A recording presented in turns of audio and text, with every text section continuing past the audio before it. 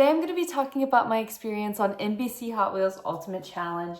Literally one of the coolest things I have ever done in my entire life. Hot Wheels Ultimate Challenge currently only has one season. We'll see if they come out with more, but I was episode 8. It was a show that you got to build a dream car based off of something in your past. Today I'm going to share the ins and outs of all the behind the scenes of the show. Everything from moving to England for a month, designing the car, winning the show, and then actually getting to watch myself on TV for the first time at 19 years old. So probably one of the biggest questions I got asked in the beginning was, how did they find out about you and ask you to be on the show?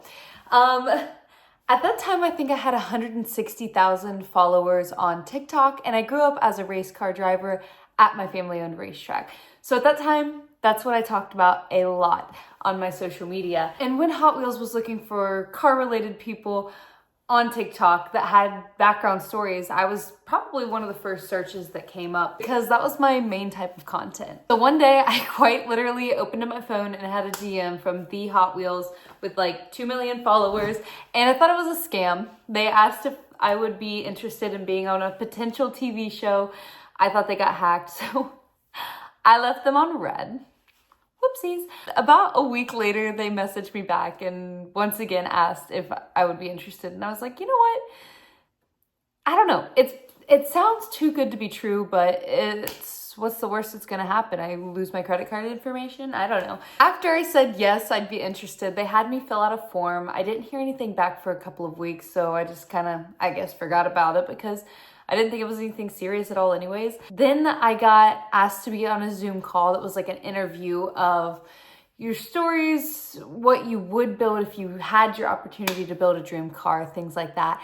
And then once again, didn't hear anything for a couple of weeks. And then they asked for one more Zoom call and they said they were very interested, but it kind of ended there. Went almost 2 months with me hearing nothing. So I was like, I probably made it towards being one of the top people that were potentials to be on the show, and then like didn't end up making it. But one day I got a phone call and it was from Hot Wheels, and they said, hey, could we have you on an airplane in 2 to 3 weeks moving to England? My jaw dropped when I looked at the phone because I was like, oh, I'm in college, I am 19 years old, and they're asking me to move to England for a month to film a TV show. Like there's no way this is real life right now. Without knowing how I was going to handle any of those things at all, I said yes immediately.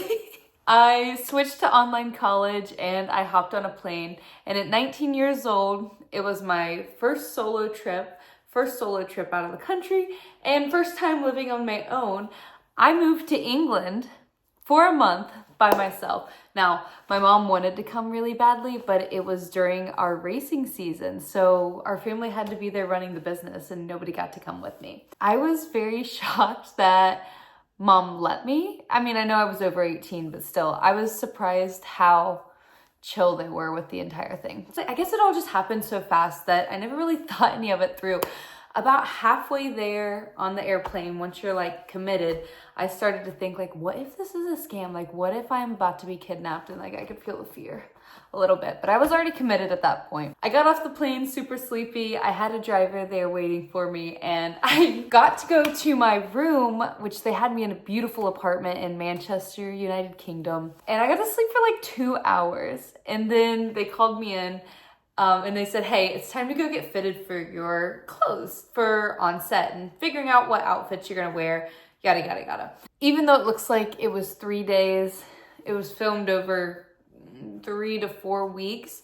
So I did have to wear the exact same outfit every single day that I was on camera for those specific segments. Thankfully, they had a really good dry cleaning because that's just kind of gross. Then from there, I got taken back to my room. The entire month I was there, I had a driver that would pick me up and drop me off at the place. Manchester isn't the safest city in the world, but being a female, 19 years old, who's never traveled alone by herself, they sat me down and recommended that I eat at the restaurants at or very nearby the hotel, or don't go to the clubs by myself, things like that. Thankfully, they kept me busy enough that I didn't really have the energy to go to clubs.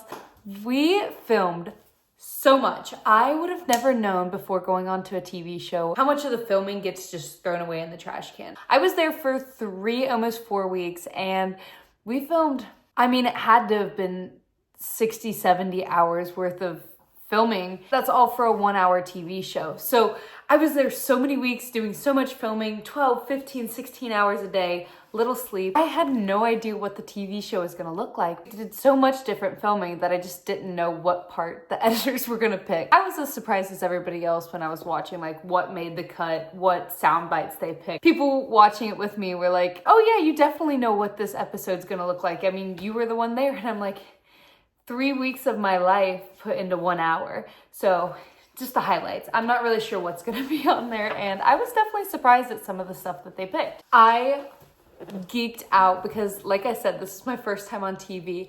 I got my own dressing room. It was like the coolest thing ever. The girls always brought me the coolest English snacks to try. They did trick me one day. They brought in this thing, I'll put the video. It's called pig's blood. And they told me it was a chocolate cookie. And they just thought it was the funniest thing ever when I was eating this pig's blood sausage. It did not taste like a cookie. So what is this? Pig's blood. Just pig's blood? Yeah. They call it black pudding.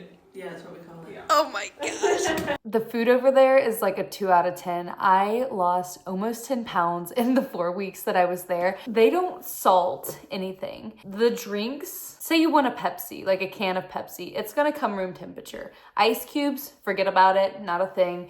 And everything, even breakfast, is smothered with baked beans. It's not on the side, it's just baked beans over everything. Eggs, sausage, baked beans, everything, baked beans. I got pretty worn out on baked beans after that. So one day I get into my dressing room and they come in and have a meeting with me, and I was like, uh-oh, I'm in trouble. And they sat me down and they said, Lauren, you have to go bigger or you're not gonna win. And I was like, what do you mean? I had picked a design, similar colors and things to the end result, my car, but I was worried that they wouldn't pick me to be on the show if my budget was too high and if I dreamed too big.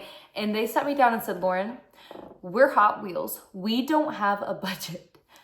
Stop worrying about the money. Think whatever your brain can think, the biggest, craziest thing possible, and build it. That's the whole point of this show.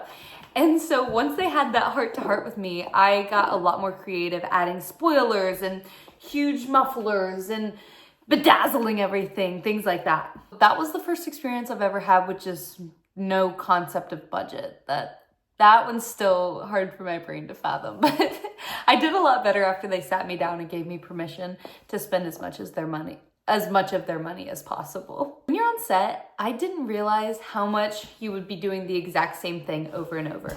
Say I was like cutting a bar on the car to get like sparks for a certain angle. They would have me cut a little bit and hold it right there, move the camera like 2 inches and do the exact same thing. Move it, exact same thing. I counted it out one day. You did the same action like 6 times before they were happy with it because they had to change the camera angles and get everything, the sounds and everything right every single time. So I would say one sentence that was like a sound bite. I would have to say it 6, 8, 10 times with the right smile, trying to be the exact same every single time. It took some getting used to, but now that I'm used to it, it's totally fine. Okay, let's talk about the fun part, building my dream car.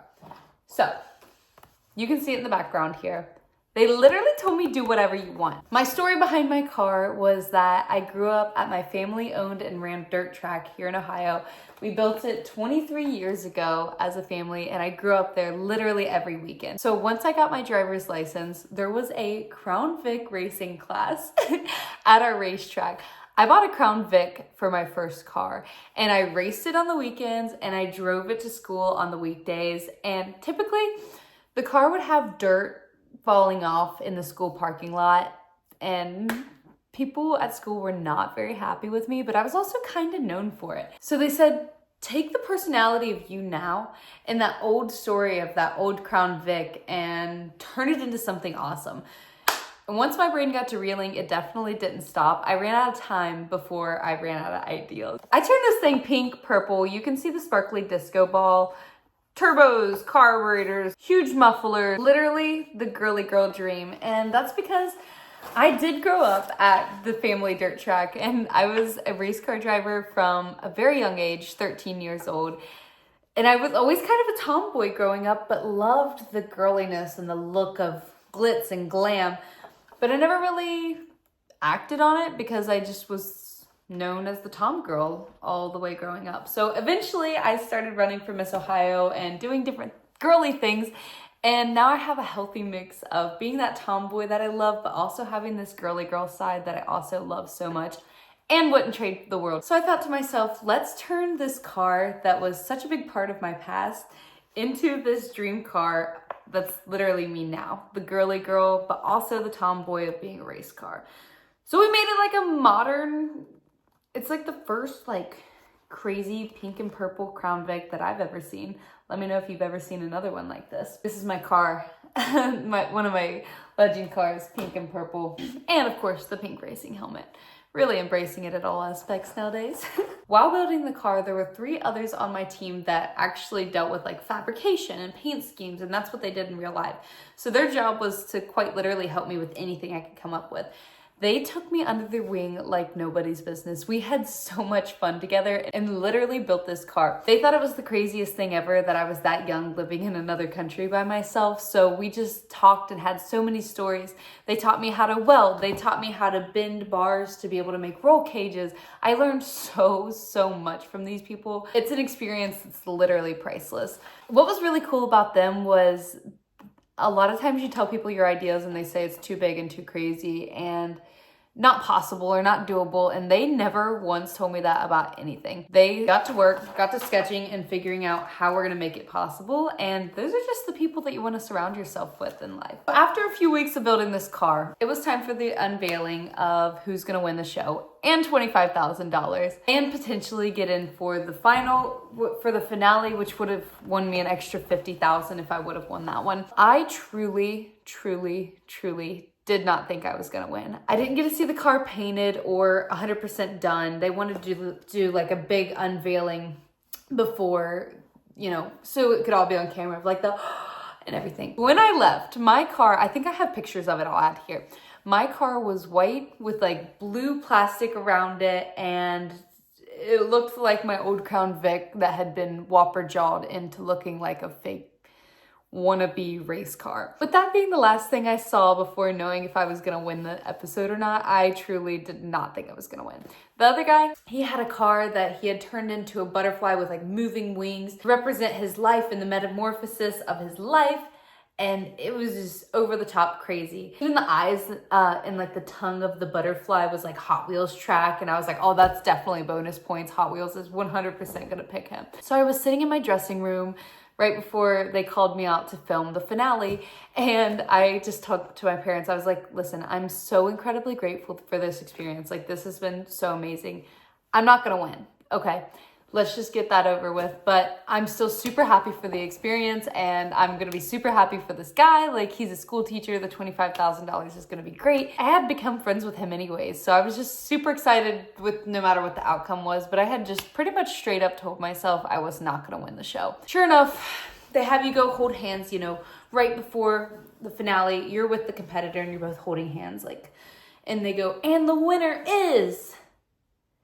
And then they turn the cameras off and move it like 6 inches. And they go, and the winner is... And they turn the camera off and they do it again. We had to stand there for almost an hour while they got all the right lighting, telling us, and the winner is. So when they finally said who the winner was, it was like... You weren't even ready for it because your brain had just been standing there like acting this out for an hour. And they said my name, Racer Girl, which was my team name. And I truly didn't believe it. And I don't think the other guy did either. We were both shocked. It was crazy. Confetti's going off. There's sparklers. The car is shining right there in the background. I mean, it's just like all of my dreams coming true. Everybody's high-fiving me. I couldn't believe it. My teammates that had helped me work so hard on the car, they were cheering, jumping up and down, picking me up, giving me high fives. One of the best memories of my entire life. After a couple hours of filming all the finishing stuff, I got to go back and call my parents back, and I told them I won, and they literally didn't believe me because I was so convincing that I had definitely lost. I don't know why I sold myself so short. Younger me definitely needed to work on that a little bit more self-confidence. This is the part I don't love talking about, but it's a very real part, and I'm gonna share the good, the bad, and the ugly of the entire experience. So after that, they had me come back with the car and pinpoint every single thing that we had done to the car. Instead of just having me like go up to it and say exactly what we had done in the last 3 weeks, which I 100% knew everything, they gave me a piece of paper that was like multiple paragraphs, and they gave me 10 minutes to memorize it all. I think the guy like was supposed to give it to me the night before and forgot, because the other guy, he got it the night before. So I panicked because I mean, I knew every single thing, but they kind of wanted me to say certain sound bites, and I forgot it while on camera, and I had lack of sleep for like 3 weeks straight. I was nervous because there's just cameras and lights. I had just won $25,000 and a TV show and just all this craziness. My life's just changing so much all at once. And I blanked, and I'm just like staring at the camera as it's like filming me. Lights are bright in my face. Everybody's staring at me that's supposed to be in the set and in the scene. And I started crying, guys. Rutledge Wood, if you are watching this, you're a lifesaver. He told him to cut the cameras. He pulled me to the side. He gave me a hug. He said, Lauren, you are 19 years old, and this is your first time on TV. He leaned in and he said, I'm gonna tell you a little secret. Every single person on TV has had a moment like this. And knowing, I guess in that moment, I had been holding in so much stress, trying to be perfect, and him telling me basically, we're all human, like, chill out a little bit, really helped me figure it all back out. So at that point, they literally took the paper out of my hands, threw it away, and then I went through and I myself pinpointed all of the things that we had done, adding the disappointing and embarrassing to cry in front of all these adults and all these big names and big figures. I mean, Jay Leno was literally on the set on one of the episodes. Like, this is a big deal, and you're just the little girl over here crying in front of the camera. Like, no. But we are all human. We all have those moments. I definitely do not do well with lack of sleep. So you live, you learn, and you don't do it again. So I had to wait like 3 months before I could really tell anybody other than my immediate family that I had won. I went and I was on different news channels, things like that, kind of hyping up the episode's release. And I had a showing party at my family's racetrack. I got one of those huge blow up screens and invited so many people over. We had a ton of food, but it was just a surreal experience, getting to sit there with some of my closest friends and family, and they got to watch and see all the hard work that I had done over that month of living away from them, and getting to see their eyes light up and them clapping and cheering and talking about what I did well and where I could have done better. It was an absolutely amazing experience. I actually still had the old Crown Vic that we based this car off of at the racetrack, and so we pulled it up next to the screen. We got pictures with it, all of us, and then it was like another 2 months. I was just sitting in front of a go-kart track, like checking my bank account, making sure I had enough money to do like, you know, enough karting rounds or whatever, and like this $25,000 just randomly hit my bank account one day, and I was like, oh, I said with everybody I was with, like, guys, I am paying for go-karts tonight, like it is on me. And they were like, why? Oh, Hot Wheels finally paid me, like they just paid me. So that was also a really good experience. And then with it being a Crown Vic car, the Freedom Factory in Florida, a huge YouTube channel, Cletus McFarland, they messaged me and they wanted me to take that car off the TV channel and go down there and race it. Well, I called Hot Wheels and I was like, hey, I would love the opportunity. I don't know if I would have to pay to ship it from England or if I would have to buy the car, but like, let's talk logistics here.